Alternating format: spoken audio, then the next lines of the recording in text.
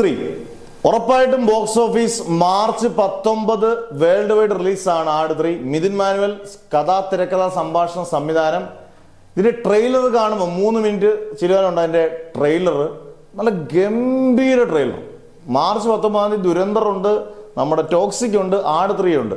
ഞാൻ ഉറപ്പായിട്ടും ആദ്യം കാണുന്ന സിനിമ ആട് 3 തന്നെ ആയിരിക്കും. കാരണം വേറൊന്നുമല്ല, ഇതിന്റെ ട്രെയിലർ കാണുമ്പോൾ തന്നെ നമ്മൾ കുറേ ചിരിക്കാനുണ്ട്.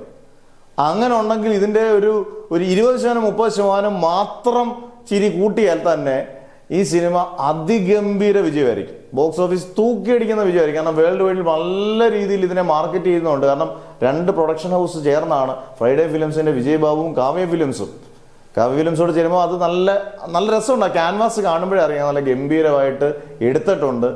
നല്ല അടിപൊളിയായിരിക്കും. ഇതിനകത്ത് വലിയ ലോജിക്കോ വലിയ ത്രില്ലിങ് സാധനങ്ങളോ ഒന്നും വേണ്ട. ഇവരുടെ ക്യാരക്ടേഴ്സ് എല്ലാം നല്ല അടിപൊളിയായിട്ട് പെർഫോം ചെയ്താൽ തന്നെ നമ്മൾ ഇവരെ ട്രെയിലറിൽ കാണിക്കുമ്പോൾ തന്നെ നമുക്ക് ചിരി വരും. വിനായകനായാലും ജയസൂര്യ ആയാലും എല്ലാവരും ഒന്നിനൊന്നും അടിപൊളിയാണ്, സൂപ്പറായിട്ടുണ്ട്. അതായത് അടിപൊളി ട്രെയിലർ.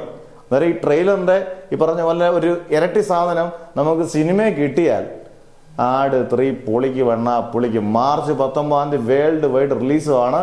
അന്നേരം ഷാജി പാപ്പാൻ തൂക്കുമോ ഈ വർഷം? എന്നാലും നിങ്ങൾ നിങ്ങളുടെ കമന്റ്സ് പറയുക. മാർച്ച് 19 നിങ്ങൾ 3 സിനിമയാണ്, ദുരന്തർ, ടോക്സിക്, ആട് 3. നിങ്ങൾ കാണുന്ന സിനിമ ഉറപ്പായിട്ട് കമന്റിൽ രേഖപ്പെടുത്തുക.